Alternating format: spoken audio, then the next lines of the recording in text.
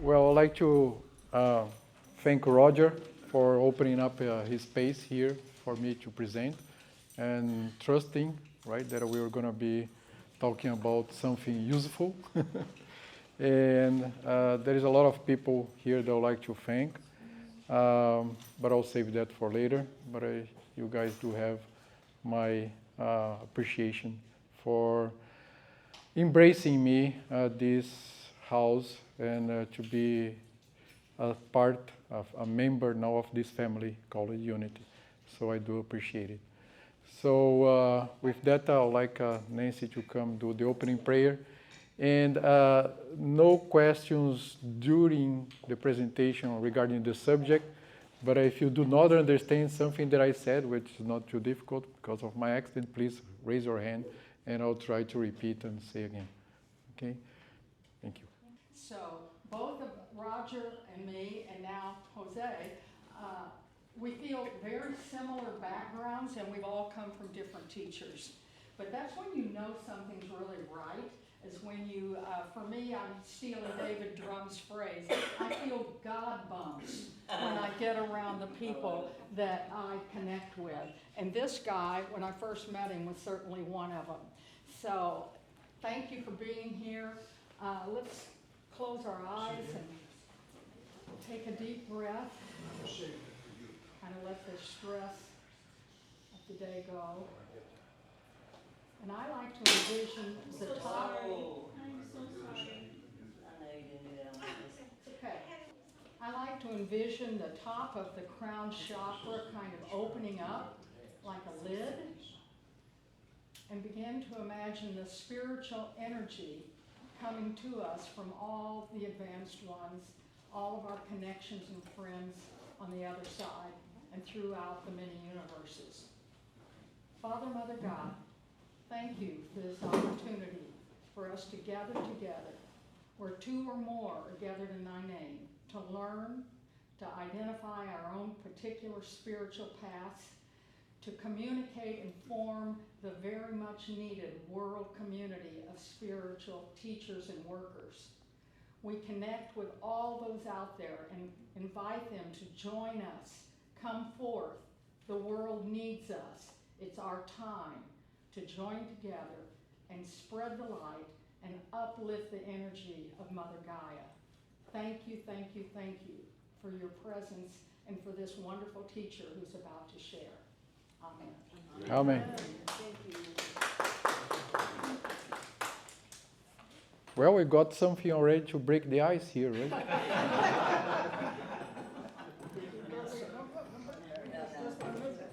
Thank you. And listening to the message this morning of Barbara, she always started with a joke. So I said, oh my God, I have to say something like that also to kind of break the ice, right? So I was thinking, what kind of joke do I remember now? And there is this one about God creating the world. So there was God and all the angels, right? And then he said, well, here there are going to be hurricanes. Here on this other side, there's going to be earthquakes. And here there are going to be snowstorms.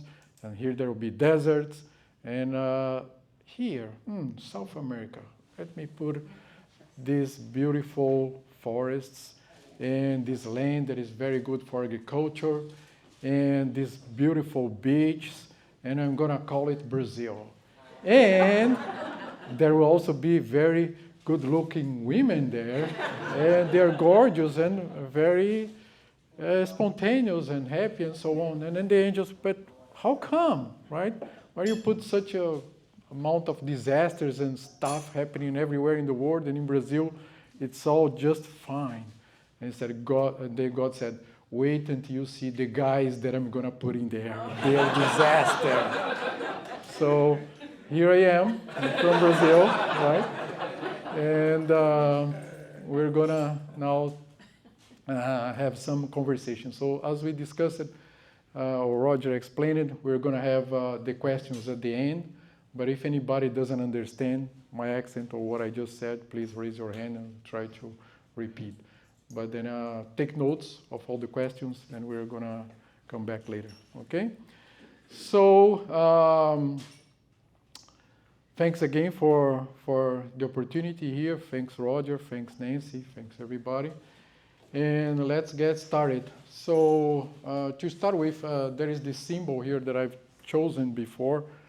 That's the symbol of Metatron.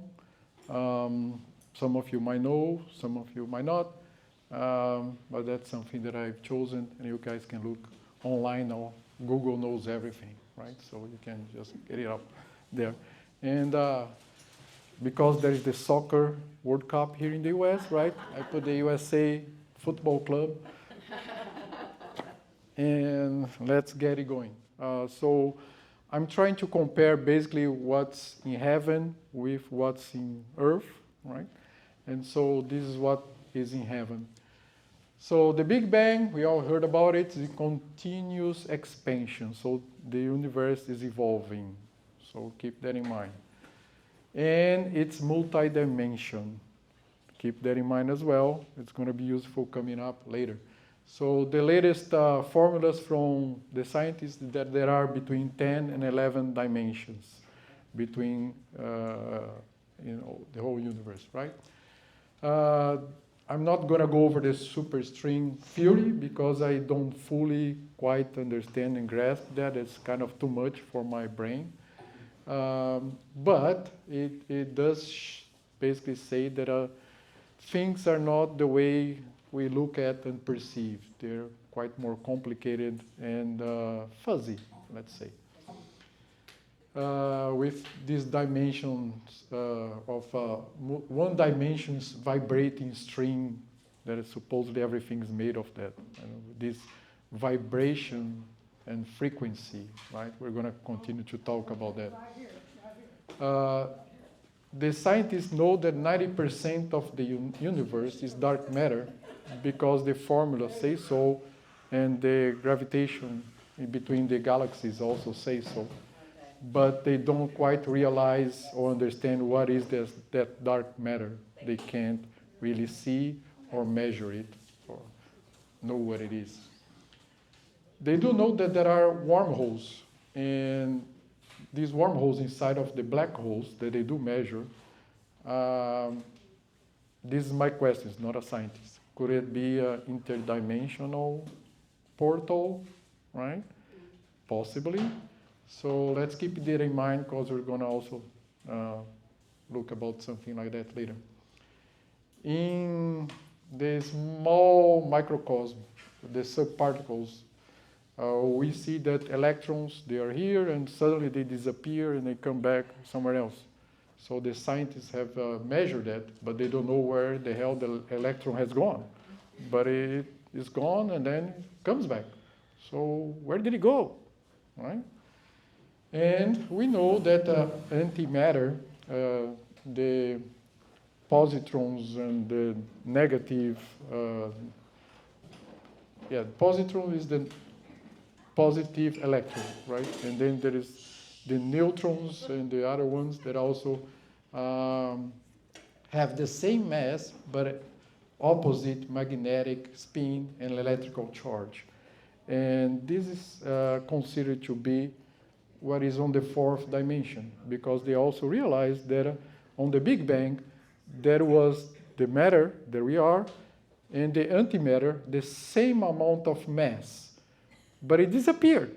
It went and they don't know where it is. So it's possibly in the dark matter. It's in my house. So that's by spiritualists, it has been channeled that that's the fourth dimension, okay? That we're going to talk later. And the scientists also have seen these structures that look like golf balls. There are carbon molecules, let's say, very, very strong, and that they float around in the cosmos. And has been also said from spiritual world that it is the seed of life, that these carbon molecules that are floating around, they end up coming to Earth and other planets and start to seed the carbon-based life. So in Brazil, we talk a lot about monads. When I mean talk about, a lot of people talk about, the spiritualists, right? And I just came to realize here in the US when I did a Google on monads that they are actually created by Leibniz, a mathematician, philosopher, and so on. And basically, 300 years ago, Leibniz gave this theory of the monads are being the individuals of conscience, so that we all have this spark that we call here at Unity, right? And he kind of put a frame on that. And then some Brazilians put that lovely and good-looking diagrams and drawings about the super alma and how we could be structured and how we could be all one family.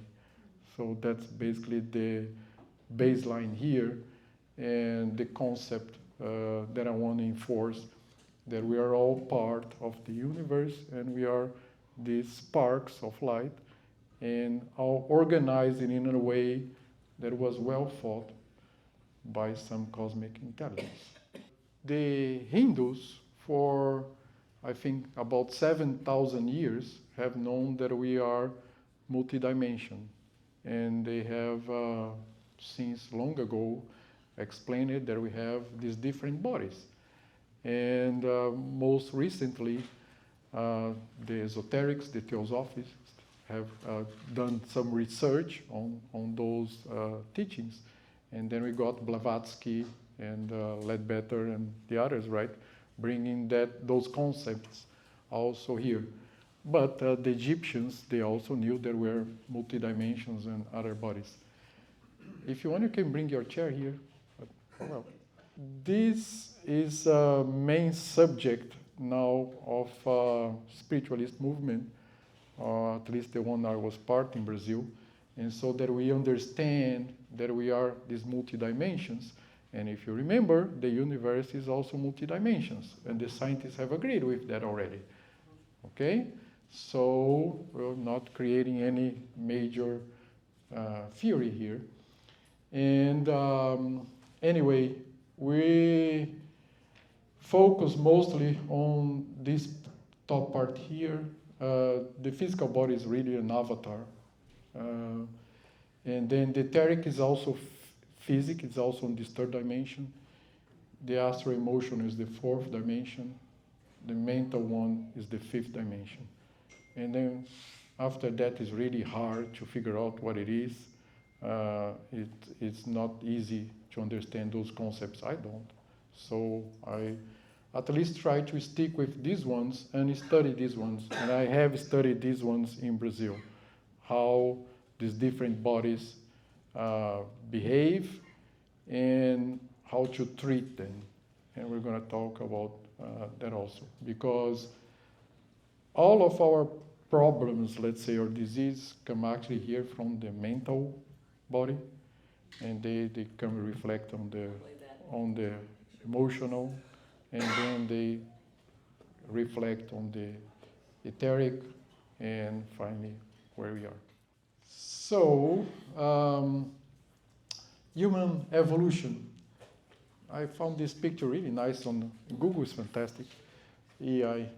So basically all the beings, right, how it evolved, and how we have now the DNA structure, which we're going to talk.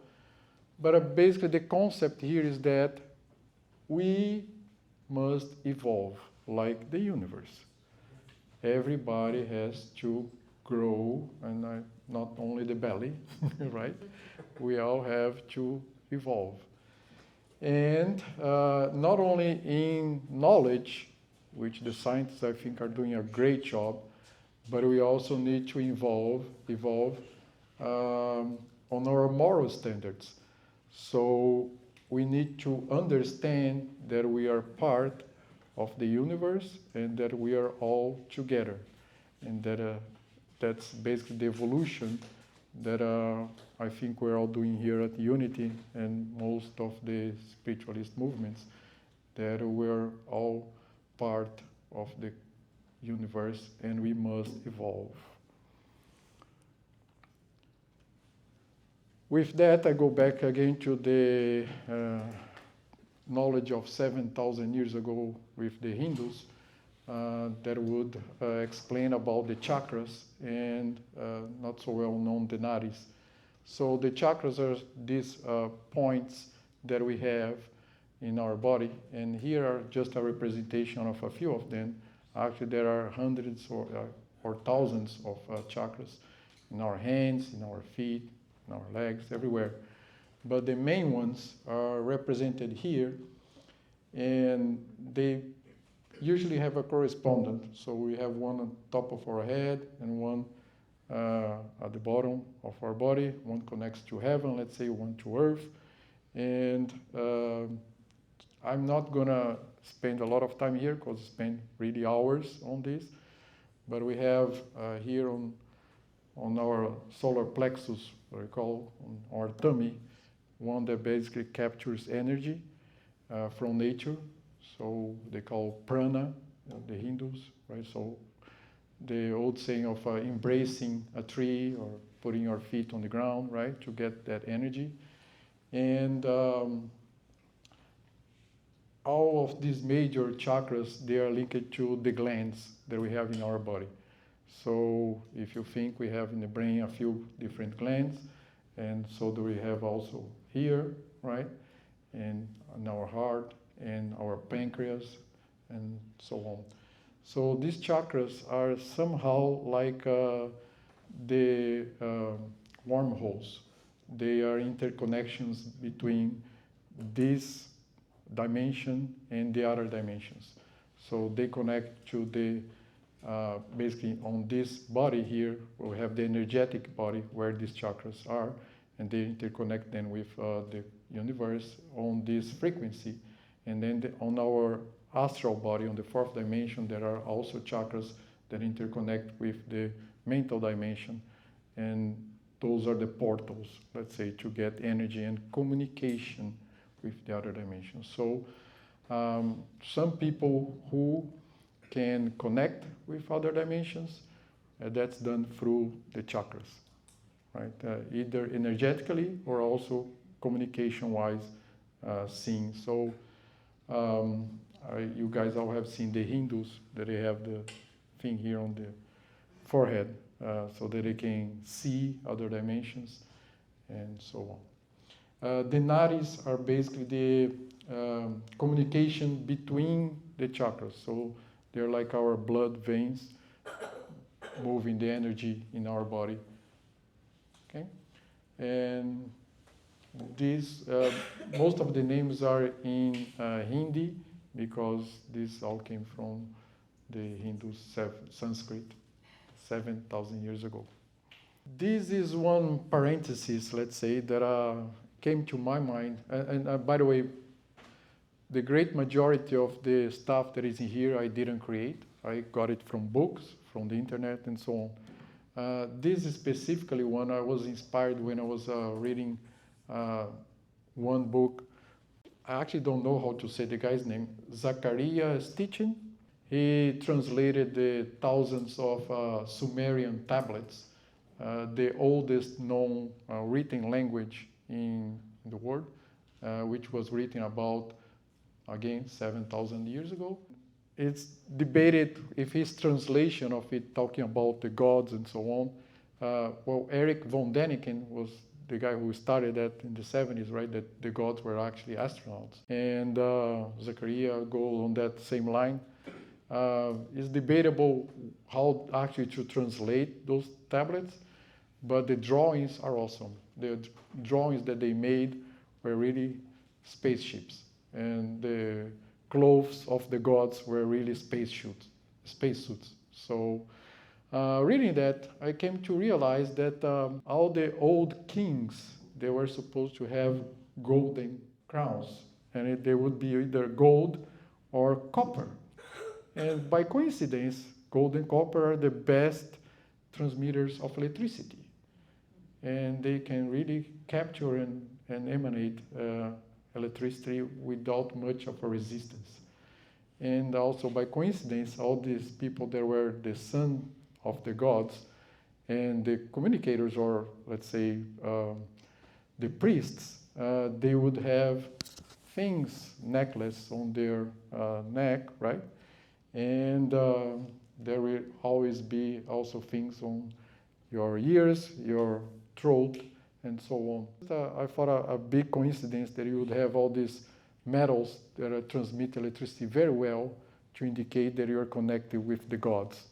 And you would also have stones, precious stones, that would be crystals, which are known to be like capacitors. They store energy.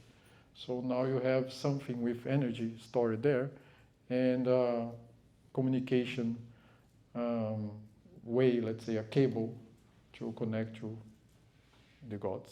So here we have the Schumann frequency in our Mother Earth. Some of you have heard about that already.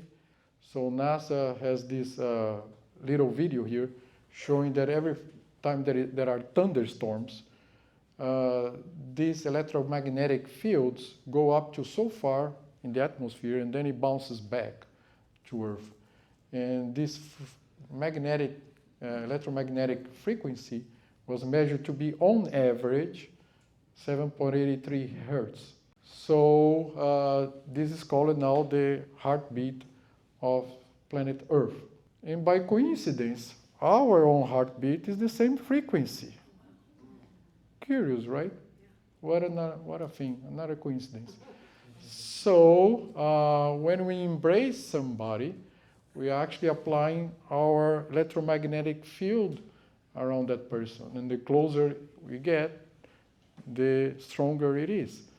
So the old saying that if somebody is in depression or sad, if you give that person an embrace, you're actually transmitting your electromagnetism to that person. And you're boosting that person's energy. So let's embrace each other. All right? That's the scientific reasoning for that. So yes, we can affect up to the electromagnetic field of the heart goes for, I don't know, like 12 feet, 15 feet. It goes way around us. And it's much stronger than our brain magnetic field, which is not that powerful. Another interesting thing is that the electromagnetic field of Earth is changing. So that frequency is changing and is increasing on average. And that might means that we all human beings also need to increase our vibration and our frequency to adapt to the evolution of planet Earth. Otherwise, we're going to be behind, and maybe we might not stay here and have to go somewhere else if we do not elevate our vibrations. Unfortunately, you cannot see all that is written here because it's too small, but there is this researcher, psychiatrist, David Hawkins, that some of you might have known him. He published some popular books, Power versus Force, right? And he came up with a few others, like Karma and Devotion. So I recommend. He measured, I think it was over 20,000 people frequencies. He put his electrodes and so on the guy's brains and heart and everything, and start to measure the frequencies of each emotion. So he could link when somebody was in peace and joy and love, and when somebody was in fear and anger and so on. And these frequencies are not absolute, they are actually relative one to each other. It's a logarithmic scale. And it is very interesting I always thought that like anger was the worst that we could feel. Actually, it's being scared and fear. And so Reverend Barbara was talking this morning about fear. And it is indeed the worst that we can be on depression and afraid of things. So we need to avoid that at any cost. Okay, we need to cheer up, embrace each other, embrace a tree. There is, so these frequencies that we should try to attain and be on top. Talking about frequencies, so electromagnetic fields, they can be in sounds and colors. Those are the ones that we can easily perceive, right? Because when somebody's loving each other, it's hard to feel that or to see that, right? There are many therapies now going on regarding sounds, treatments that can be done. Some scientists put, again, all these neurotransmitters in people's heads and submit them to different music, to different noise. And now they've come up with these different frequencies that you can listen before you go to bed. It can bring you calm, anti-stress, and even one that I don't know why it's the God frequency, but somebody came up with that. And there is also the knowledge about the colors, that different colors, different lights can make changes in not only in people's humor, but also on people's health. And different lights have been used to treat different diseases that people have. And that has been also applied esoteric healing movements or activities to help people recover from disease. So something now a little different is free will. So God created us with free will, and we can decide what we do and we do not do. So we can go to a cruise ship in Norway or not. We can go, right? Go on a tent with our grandson or not, right? We decide what we do, and we basically get the consequences of that after. So hopefully the cruise ship will not sink, right? But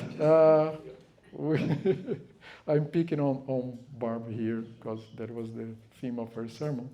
But anyway, Apostle Paul used to say that we can choose whatever you do, but some things might have consequences that are not in our good health, let's say, or that are not going to be good to us. So we have to mind our consequence, right, of what's going to happen with our decisions that we take. The main driver for human evolution is karma. That is, whatever we do, we got the consequence of that. So Jesus used to say, right, you seed, you seed whatever, and depending on where you see that stuff, it's what you're going to get as an outcome. Little guy here with the dominoes, right? It's going to, what goes around comes around.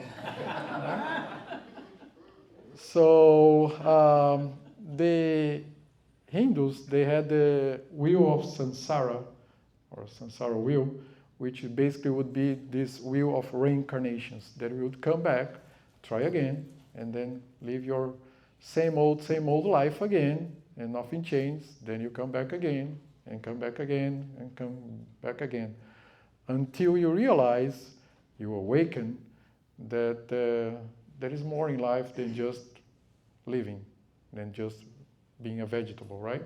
So once you waken up to that, then you become a light worker and come to be on our group with Roger, right?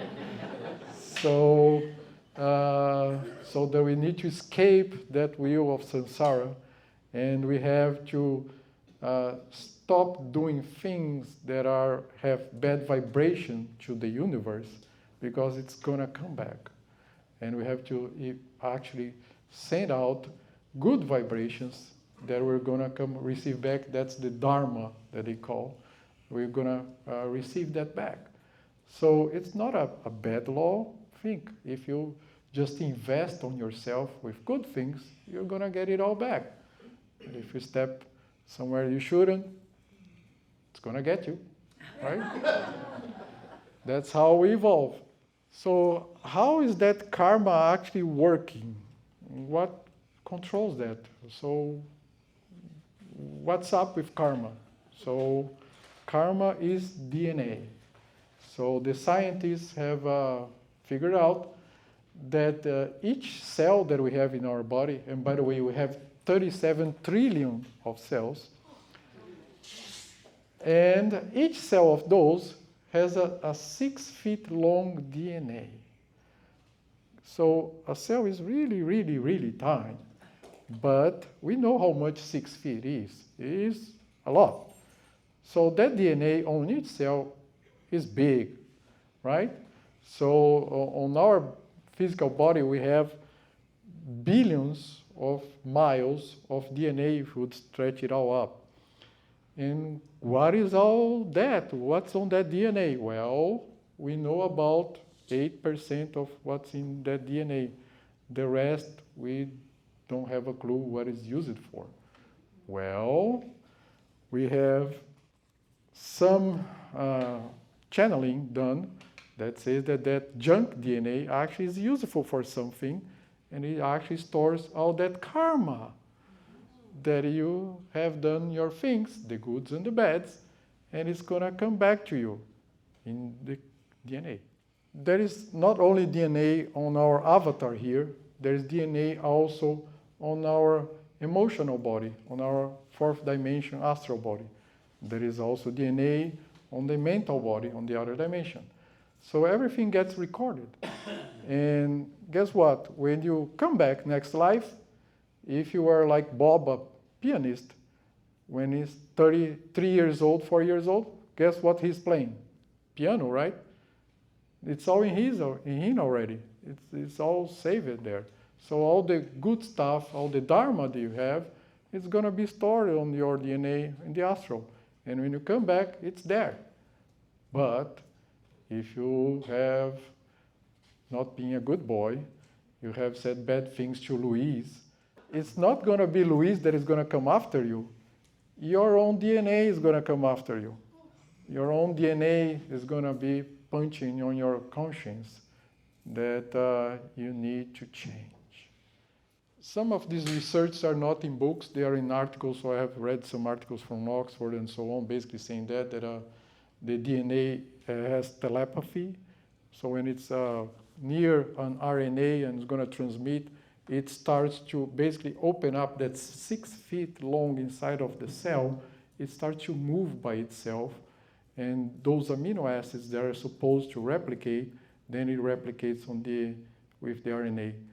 And why the DNA decides to flip and get untangled at exactly that point is due to frequencies. How those frequencies are activated? Well, it depends how is your mood, how you behave. If you're angry, if you're on fear, or if you're happy, or if you're having a loving emotion, or if you're listening to a nice music, or if you're getting a nice color, if you're in nature, or if you're in the deep depression, that's how your DNA is going to open up or close up. So if you guys have seen the cartoon movies Inside Out, that's a great explanation from the neuroscientists on how your memories behave, right? Some memories go to the deep down and they are forgotten, and then maybe something triggers that memory to come back, and then that little ball of memory comes back, and then you remember that, well, your DNA is just moving fast and also catching up with that frequency with what you just saw or remembered, and then you're going to behave accordingly. So old scares, let's say, of, I don't know, cockroach or something, right? That might trigger something from your life or your previous life and might get to come up to you now and cause you to freak out or to be happy. The Russians did some experiments with DNA, putting music and light on the DNA, and it would really behave differently depending on the frequencies. So that's here. I'm not going to have much time to talk about this because the clock is running, but we have a small gland in the very middle of the brain, that is the pineal gland, which controls our body clock, which gets the light. So some of the light that we get through the eyes, it goes to the gland to produce melatonin and control our clock. And it is also known to, between the spiritualists, to be the gland that controls our interaction with the higher, let's say, vibrations or the other higher dimensions, or with our higher bodies, with our mental body and up. So that pineal gland has been studied by esoterics for quite some time. It has some interesting features on it. It communicates also with every cell of our body through electromagnetic fields. They note that that frequency of the electron inside of the cell that is transmitting the neural information to each cell is on the same frequency as the pineal gland, by coincidence. And I'm not going to spend much here also, but each cell, as I mentioned, has a connection. And there has been studies, mostly in Brazil, where a bunch of physicians are spiritualists. So they start to put electrodes and measure all these channelers, brain activity and all their symptoms. And they start to correlate between them and do all kinds of interesting research. Let's say that on our cells we have the mitochondria, and that's where the prana from the environment basically burns the oxygen and the sugars, the glucose. So that's where also our energy, the etheric energy, is called ectoplasma, one of them. And that's where it's produced. But that's another story for another day. And in the same line, we have in our brain what they call the triune brain. We have our reptilian brain here at the base, which drives our instincts. And we have our brain here with our emotions and with our cognitive part. So they kind of reflect the actual dimensions that we have, the different bodies. And some scientists say, well, it's all in your brain. And yes and no. So it all comes through our brain, but it's coming from different dimensions as well. And keeping all these three same vibration, let's say, or keeping them all in harmony is quite difficult, is our challenge every day. How we keep our instincts from taking over, how we keep our emotions from taking over, and how we keep our cognitive or just rational thinking from taking over, right? They all need to be equilibrated, and they all need to be centered in the universe and the good beings, and not only survival. So I have my little friend here. If you guys do a search on the web on the hippie monkeys, you're going to see there are two races of monkeys, one in Africa, one in Brazil. They nicknamed the hippie monkeys because they are all peace and love. So they are not aggressive. They try to solve all their problems in a harmonic way. Some of them use a lot of sex also for that. But they don't fight, they don't kill each other, they don't really do all the things that we do, that gorillas do. And they have a different DNA. And that's why they behave like that. So, I don't know if you guys remember Wally the alligator. I used to watch that in Brazil, it was awesome. But anyway, we do have our reptilian brain that sometimes takes over with our instincts for survival. I want food, I want sex, I want relax, and so on. So I just need to watch. Now the clock is running. Cancer. So I got this from the web, right? Again, from Google. I just copied and pasted here. And the main things to know is that it's changes on DNA caused by environmental exposure or genetical. So we just talked about how our karma comes through DNA, and it may come there on our genetic code, and we might be prone for cancer. Not only cancer, all kinds of disease, all kinds of stuff, good and bad, right? But it can also be coming from the environment. And what is cancer? Well, cancer is basically some cells that they decide to grow and be strong and multiply and not caring for what the other cells or your brain is telling you. These cancer cells, they're just going to grow and enjoy life and be strong. And the rest of the body, tough luck, right? And if the brain is sending some kind of signals, stop, do this, do that, they say basically, no. Thank you, but I'll get your energy and I'll keep growing. And that's cancer. And what's a psychopath? Good Lord, psychopath is something similar to that. It's somebody who doesn't care about the others. It's somebody who just wants to think about who they are and how good they are, and I don't give a damn about the rest of humankind. And I don't give a damn about the universe and the nature and whatever. So somebody who has this disease, they're like cancer cells, just growing out there. And so what do you do with cancer cells? Well, they're part of our body, but they need to be contained. You can't just let them go, right? So we need to be aware that in society there are psychopaths, and they need to be contained. They are brothers and sisters. They are part of us. They are also were born from God, created, and they also have this spark, but somehow they have a DNA problem, and they can't correlate, and they can't have empathy, and so they need to be restrained. And if you have a child or a sister or somebody in your family that is a psychopath, you're not going to kill him, but you're going to hold him and not allow him to do damage to the rest of society. And we need to be aware that those people exist.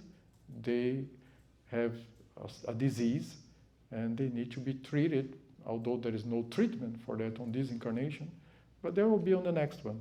That's why there are reincarnations. And so what's divine order? I always question myself that. So I always remember Debbie saying, it's all in the divine order. I say, well, how come, right? So thinking about that, what's divine order? Well, if we get angry, and we do, and some people get angrier more often than others, we can, all this I got from the web, I just did Google, right? You can get a heart attack and other disease. Well, you can get blood clusters, blood clots. I used to see these leeches, right? And now it's regulated by the FDA. You can use a leech to get your blood color. And I also did a Google, and I asked Google, right, what they think about negative entities sucking energy from us. And Google replied here that many spiritual paranormal traditions think that these entities come and suck these low frequencies from us, and they basically get our energy. Well, our energy is on this frequency here that we had seen on David Hawkins' scale. That was a very low frequency. So if you're on that very low frequency, it's possible that an entity on another dimension is going to come and drink that energy, eat of that energy. And that's actually helping you so that you don't have a heart attack. But do you really want to keep feeding that entity? Do you really want to be, it's like drug dealing, right? If you continue to give, to get drugs, it keeps coming. So we have to stop that. We can't really continue to keep feeding the vultures. They're going to always come back, and they will want you to get angry because they can drink and get more of your energy. And it's actually good for you, but that's not the way it should be. It should be on a higher frequency, loving and caring. And the couch potatoes. I would love to be on my sofa just waiting time to pass by. I don't want to evolve. I don't want to go anywhere. I don't want to climb the ladder. I don't want to go to Norway in a freaking boat, right? I'm going to stay home. Well, it's going to get you, right? Fire is going to get to your feet. Karma is going to come to you. Something's going to happen to make you move. You're going to end up being here at Unity.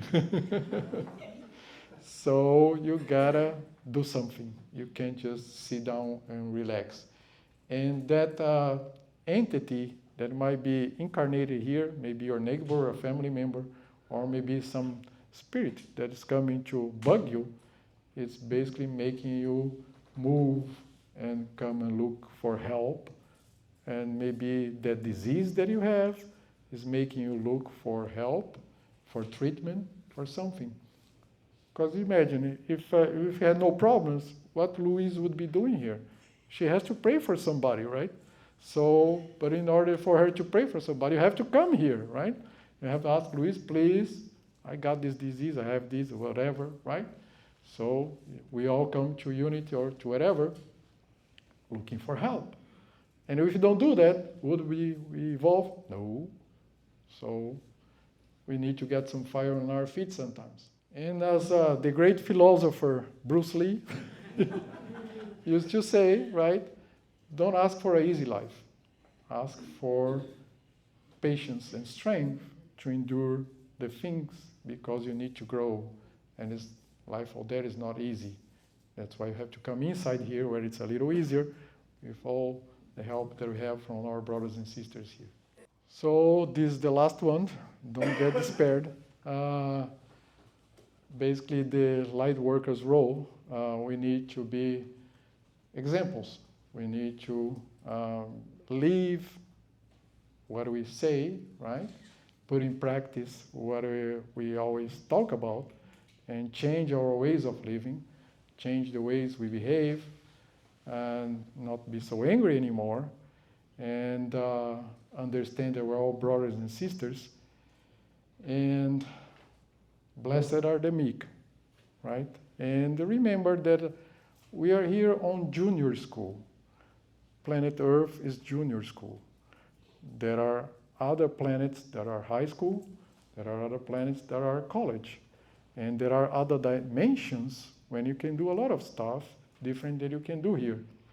But if you are too attached to your avatar and you really want to stick with your body here and being on junior school, no good, right? You're going to get more fire on your feet until you move forward and go to high school and go to college, because that's where all of us want to go. So with that, I would like to ask Deb to make the final prayer, and then we're going to stop the camera and go for questions, okay? So hold on a second, please.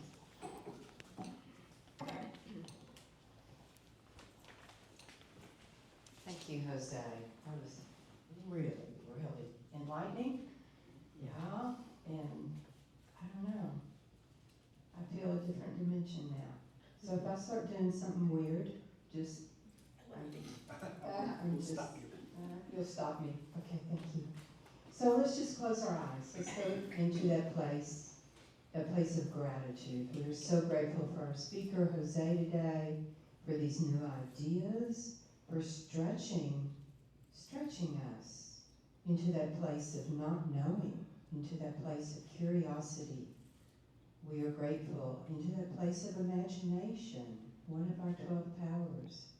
We are grateful for this practice of not knowing, and to open ourselves to new ideas, new beliefs, new connections. And we say thank you, Father, Mother, God, for this ability, for this information, for this research. And we say thank you in the name and power of Jesus the Christ. Amen. Amen.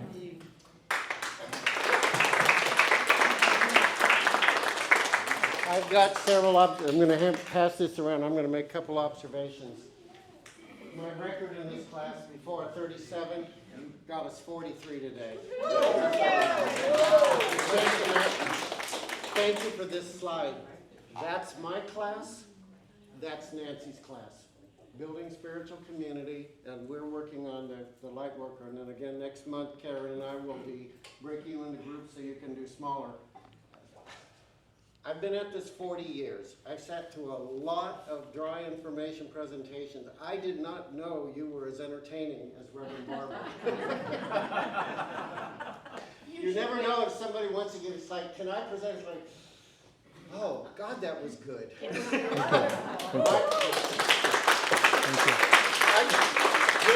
You're a humorous guy. Okay, my observation, in the very beginning, we're on about a third of the way through, when he said the earth is increasing its heartbeat, its vibration and all that, and we are matching it, I sat there and I thought, oh my God, that's just another way of saying 3D to 5D.